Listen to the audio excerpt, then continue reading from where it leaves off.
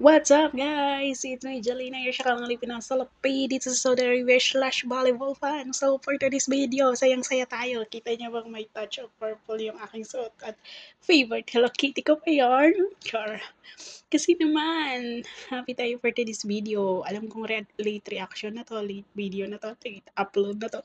Pero bakit ba magre-react tayo? Dahil nanalo lang naman ang Chocomocho ng first set against Signal Super Spikers, the new rebranding name of Signal.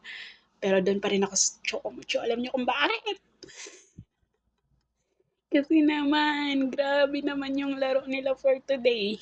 Talagang yung mga datihang Chocomucho. Yung connection talaga nila is nandun talaga. Kudos doon kay Catolentino at grabe din naman talaga. Madi Madayag is back. She's really back. And it's good to be back for Madzilla. Grabe naman no. Tsaka si Cheng.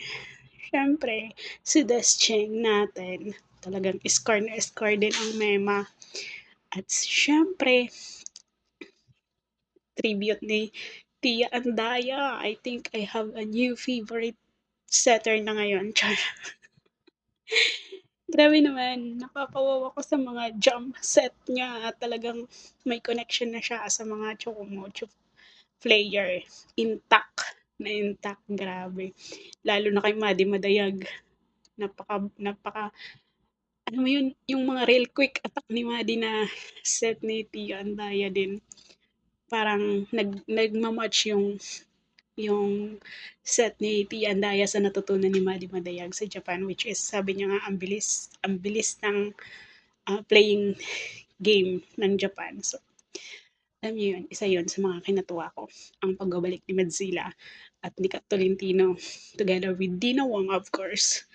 At sobrang kitang-kita yung saya ni si Coach Dante at ni Dina kanina nung natapos yung game at natapos yun sa service ace lang naman ni Manny Manayag. Tapos nakita din natin siya ng ilang ulit na nagswag.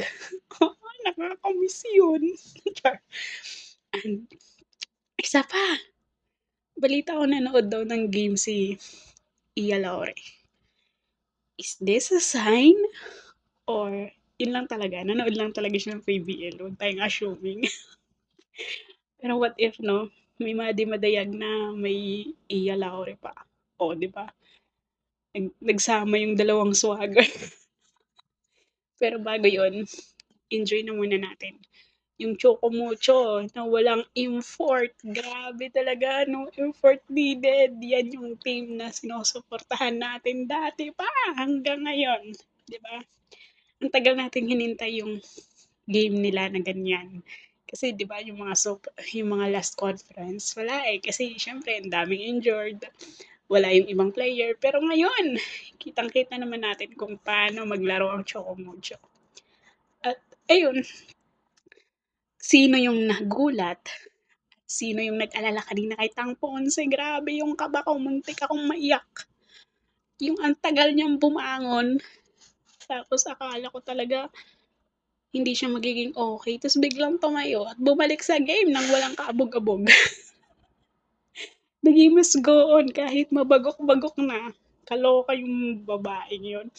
Kaloka si Mema kanina. Grabe talaga yung kapa ko nun. Tapos hindi nagpasab.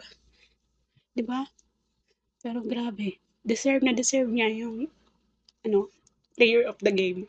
Kasi nga naman, 30 excellence dig and reception, 20 points ata. Baliktad ba o ano.